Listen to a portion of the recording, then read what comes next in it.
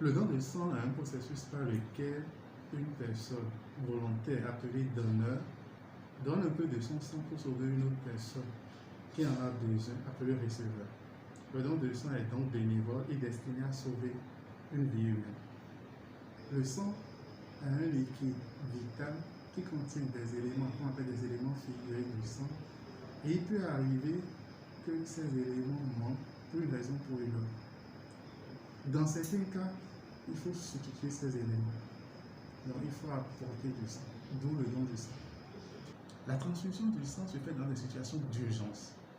Donc normalement, le sang doit attendre le receveur.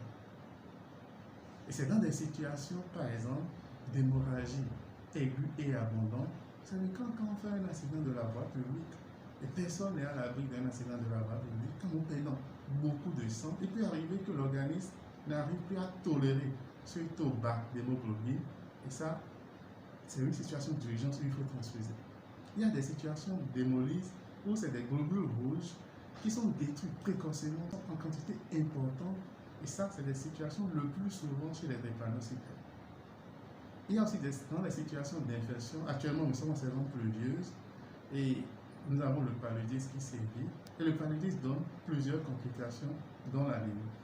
Cette anémie liée au paludisme est fréquente chez les enfants.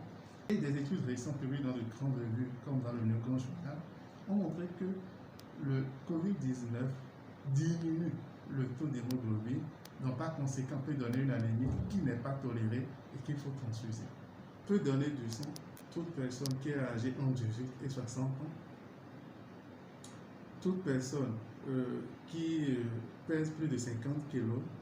Quand c'est une femme, elle ne doit pas être en période menstruelle.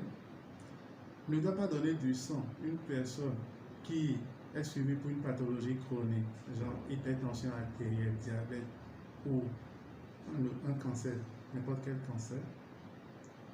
Et pendant la période du don, le donneur ne doit pas être sous un traitement antibiotique ou antiviral, etc. Au jour d'aujourd'hui, il n'existe aucune machine qui permet de produire du sang. Donc il est important que nous ayons la culture de donner un peu de notre sang. Il faut venir à l'hôpital, mais en même temps, nous avons de moins en moins de donneurs du sang.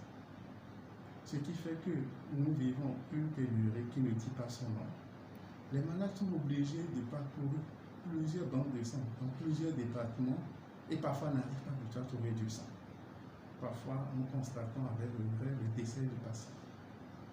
Il faut savoir qu'actuellement, les banques de sang ont pris des mesures qu'il faut pour que quand nous décidons d'aller donner un peu de notre sang, que nous ne soyons pas exposés au COVID-19.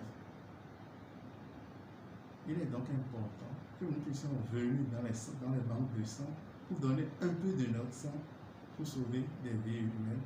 Il y va de la santé de nous tous.